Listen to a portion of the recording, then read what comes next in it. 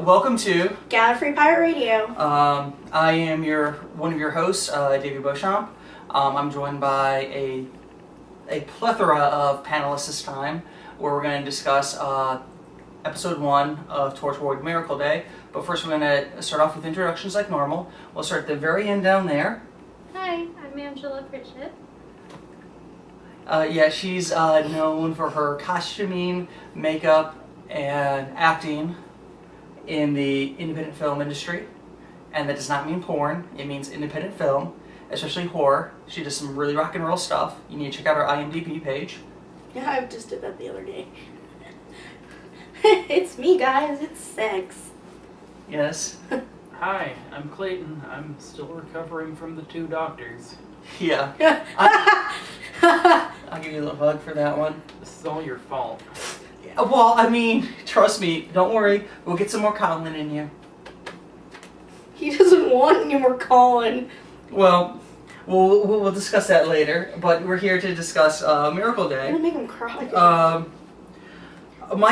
just gonna give my overall impression of the episode, and then we'll see what you guys thought, and then we'll go in our normal format of what you liked, what you didn't, and then I'll bring up some more questions that I have jotted down in my notes here. I thought this was a really great setup episode, and to introduce people that have never seen Torchwood, because you are looking at a huge audience that has never seen Torchwood, seeing Torchwood for the first time, and I thought they did a good job of introducing the 2 main characters from Torchwood, possibly 3 if you look at Gwen's husband that way, and giving you a general sense of what Torchwood was or is, and then the story that they're going to be telling through this season of Torchwood and Miracle Day.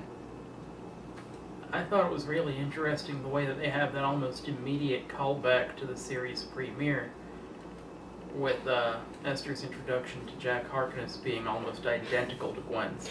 That is true. Yeah, it was very, very similar.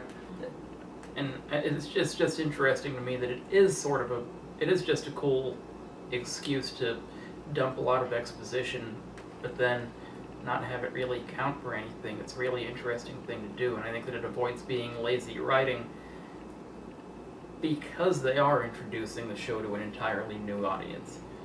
So everyone who has seen the series premiere gets to just look at it and go, oh hey, this is a neat thing.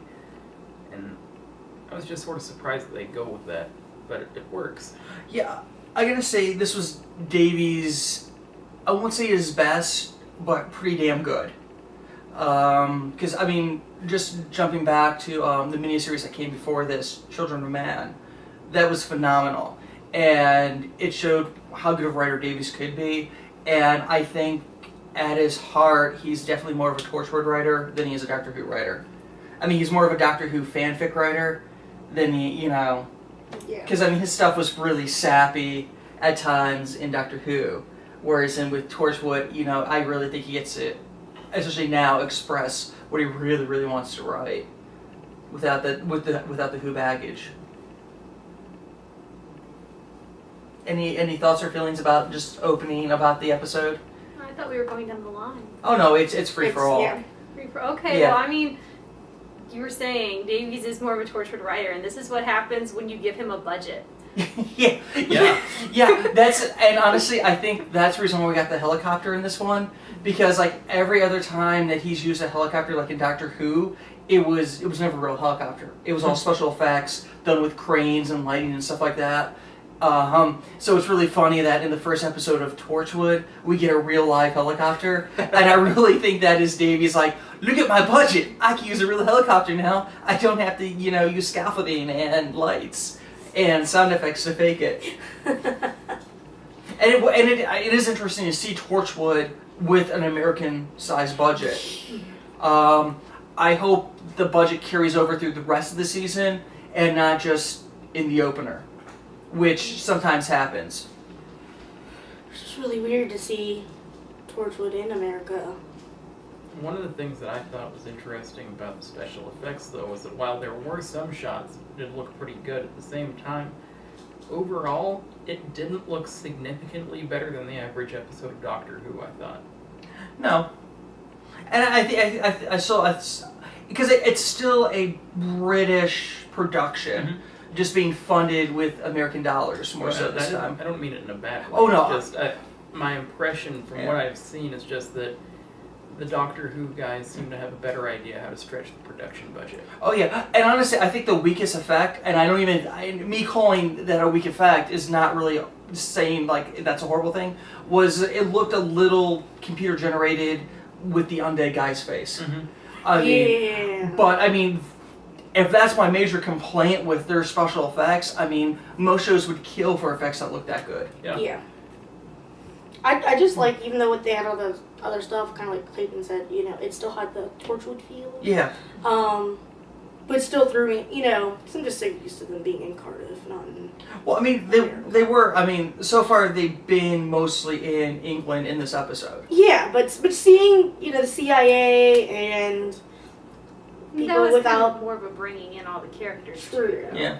But without the British accents all the time, it threw me off. And only having Jack with the American accent. Now that's really interesting that you should say bringing in all the characters. One thing that Torchwood is known for is that they like to throw a lot of red herrings in their characters.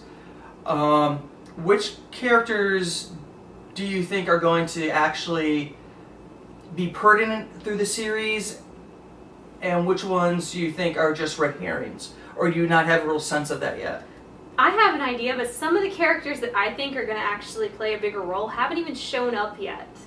Because if you watch the mini episodes that show each of the characters introducing themselves, I have not watched the mini episodes yet. okay, well, there's a couple other characters that are going to, or at least one that they show in the preview for the next episode that's going to come in, and I think she's going to kind of not really have a significant role, but enough to annoy people.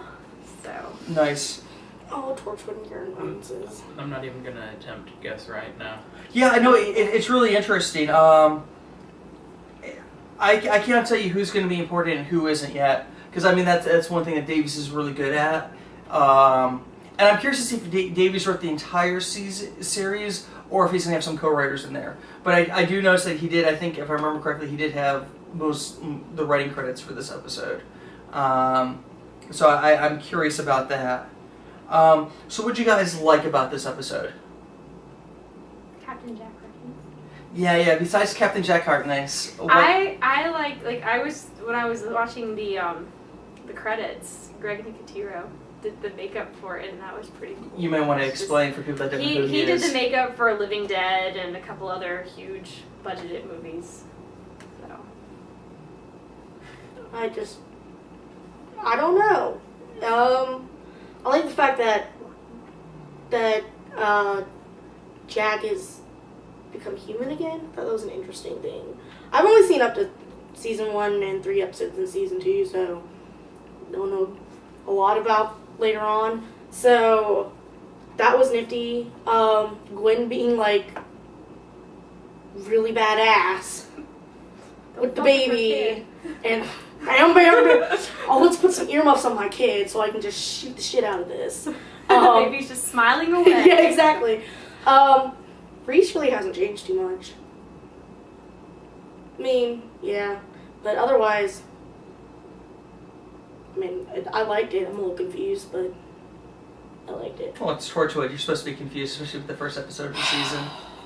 I wasn't really confused at all. I thought they did a pretty good job of setting things up. Yeah. I'm confused for other reasons. I don't think that new watchers will be incredibly confused No. right now. No, I mean, I think that's great. Like I said, this is a perfect setup episode. For someone like me, who's only seen up to 3 episodes in season 2, and you go to... Yeah, but you know, the thing is, like, it doesn't matter. Yeah. It doesn't matter what you've seen of Torchwood in order to watch this. And that's what I really, really like. Yeah. Because, I mean, all they really referenced out of old Torchwood were some of the newspaper articles and them saying that everybody died except for There was Gwen. one other reference. There was the tower reference. Yeah, the tower, which I'm going to get to. And the pill. Oh, no, the drink and stuff. Yeah. I mean, they're little things. Tiny little things. But, I mean, it's not like, you know, you had to watch all of Torchwood the past 3 seasons in order to understand what's going on here. I think they did, like Clayton was saying, they did a great job of letting new viewers Oh, I agree. come in and enjoy the show. and get on the roller coaster ride that is Torchwood. The only episode of Torchwood that I'd seen before this was the very first one. Yeah. And I don't really feel like I'm missing anything big. They've done a very concise job of introducing all of the elements necessary to understand the story they want to tell here. Yeah,